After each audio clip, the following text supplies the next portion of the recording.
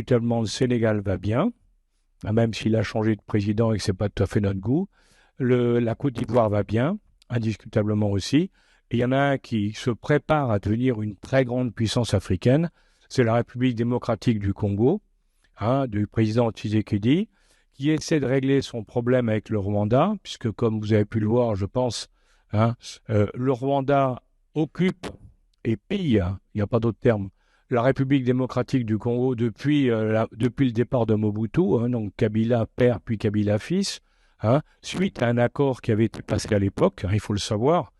Ce qui s'est passé, c'était que quand Kagame a pris le pouvoir au Rwanda, il était aidé par les forces spéciales américaines, bien sûr, puisque c'était les compagnies minières américaines étaient derrière, et ils ont aidé le président Kabila, Joseph Kabila, à prendre le pouvoir au Congo. C'est-à-dire qu'après avoir pris le Rwanda, ils ont continué vers Kinshasa pour imposer Kabila.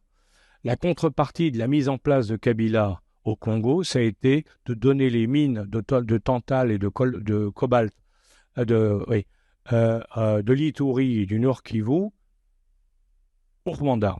Donc le Rwanda a exploité pendant des dizaines d'années les mines qui étaient dans cette zone-là. Et maintenant, évidemment, les Congolais disent ça suffit. Maintenant, on veut récupérer ces mines.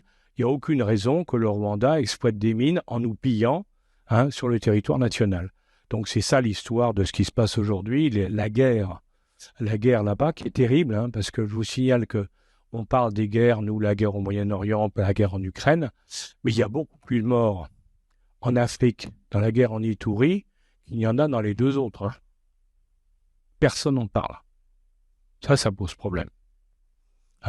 Personne n'en parle. Et je le dis pour les dames de l'assistance, cette guerre a un triste record, d'après les spécialistes de l'ONU. Ça triste record, c'est que c'est une guerre dans laquelle le viol des femmes est une arme de guerre, et on estime le viol des femmes à peu près actuellement à 500 000. C'est pas une. Vous voyez, donc c'est très grave et très sérieux. Alors, bon, je pense que Tshisekedi est en train de gagner, parce qu'il a maintenant l'appui de tout le monde, y compris des Américains. Ça, c'est très important. Les Américains ont lâché Kagame, parce qu'effectivement, ils disent que ça ne peut pas continuer comme ça. Donc, vous voyez, tout ça, c'est en train de bouger, si vous voulez.